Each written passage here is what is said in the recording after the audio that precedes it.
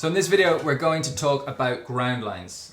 Alan, these ground lines are crucial to the horses really being able to read where to take off in order to clear that fence safely. Exactly. I should even say that the point of a ground line is to show the horse where not to go too close to the fence.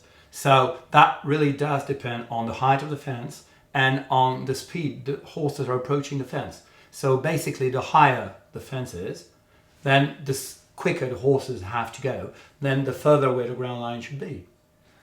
And it's very much about visuals. So a horse or pony should be able to be trying to keep themselves away from that fence. Yep. But we've got to help them do that. We've got to help them read where the base is versus where the top is. So Exactly. what are the tactics to try and make that possible?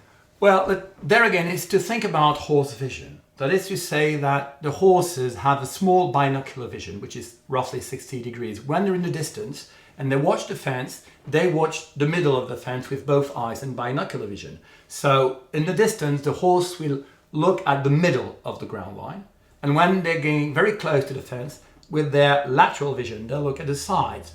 So basically what we have to think is middle and side. The ground line doesn't have to run all along the fence. We can just have flowers or whatever in the middle, and then the same thing on the side. What's important though is that what is on the side is a ground line. That is to say that if what is on the side is in the middle of the fence, or even worse, in the back of the fence, it is a false ground line. So we're not helping the horses there, we're tricking them.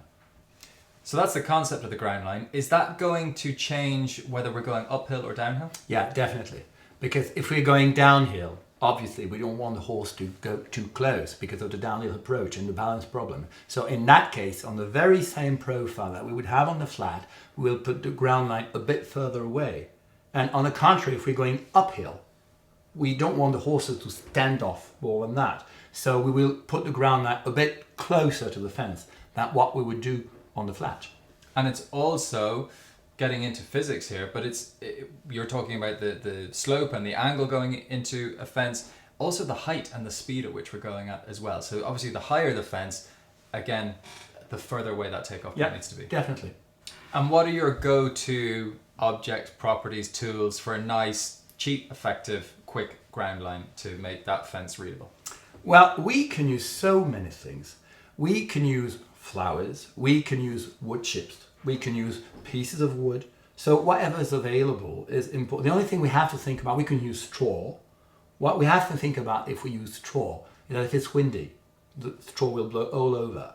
So it's more a matter of what do we have in store than saying it should be wood, it should be flowers. What's important is to have some really strong points for the horse to see. That is the bottom of the fence. That is the where not to get too close to. Perfect summary. Really, really useful and important area, I think.